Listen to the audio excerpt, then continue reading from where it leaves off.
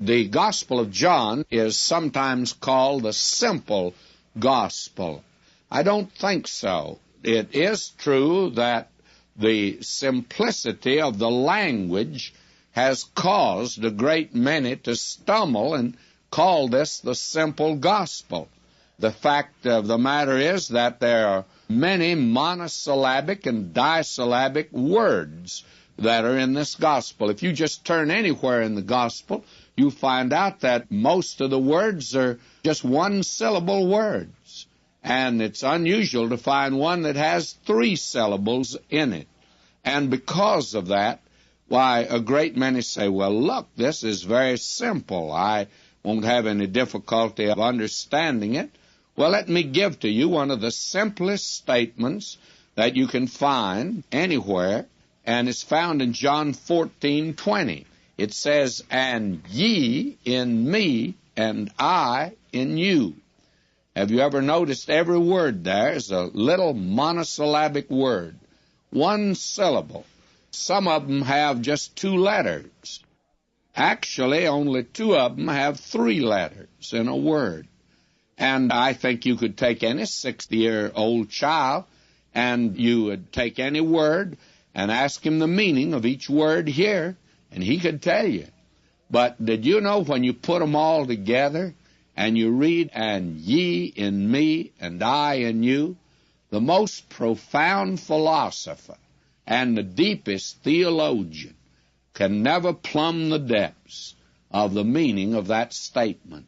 That's what I mean when I say, friends, we're coming to the most profound gospel of all, and I believe really the most difficult to understand. We get the surface meaning of it because we know the meaning of the words, but it doesn't mean that we know it by any means.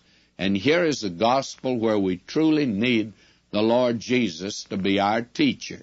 Now let me say today some matters that are matters of introduction that ought to introduce us to this gospel. John the Apostle is the writer.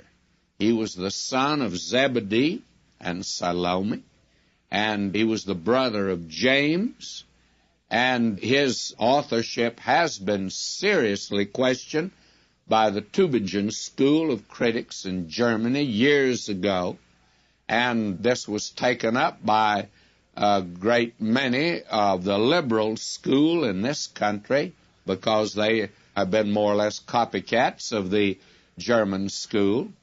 But the objections that were raised have been fully answered by conservative scholarship, and the Johannine authorship today is received by competent and conservative Bible scholarship. So there's no question about that. I remember in seminary, and that's a long time ago, we had a young fellow in there that was quite a wag. He wasn't the greatest scholar that there ever was, but he did have an ability to get right to the nub of any matter. And we had a course in which we studied the Gospel of John to determine who was the writer. And we took up all the different suggestions that had been made, and then we took up the question whether John wrote it. And when all the evidence was in, we came to the conclusion that John wrote the Gospel of John. And this fella, this wag in the class, he says, we just wasted a whole semester.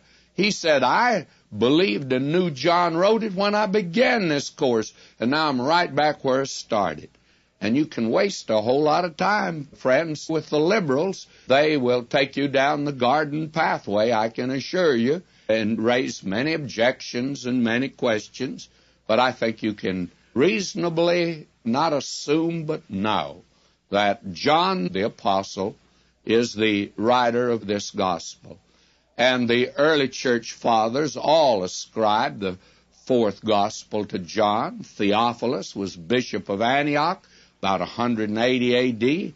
Irenaeus lived about 190 A.D. He was a pupil of Polycarp, and Polycarp was a pupil of John himself.